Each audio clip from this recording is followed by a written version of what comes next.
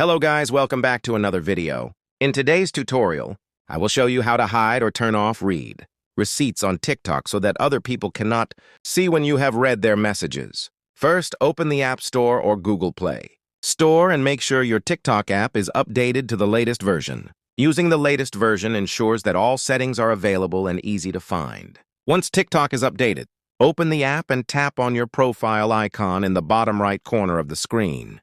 Now tap the three-line menu in the top right corner and select Settings and Privacy. After that, scroll down until you find Direct Messages and tap on it.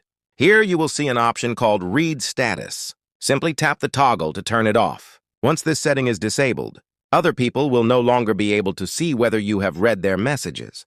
Keep in mind that if you turn off Read Status, you also won't be able to see when others have read your messages. And that's it! You've successfully turned off read receipts on TikTok. If this video helped you, please leave a like, subscribe to the channel, and turn on notifications for more helpful TikTok tutorials.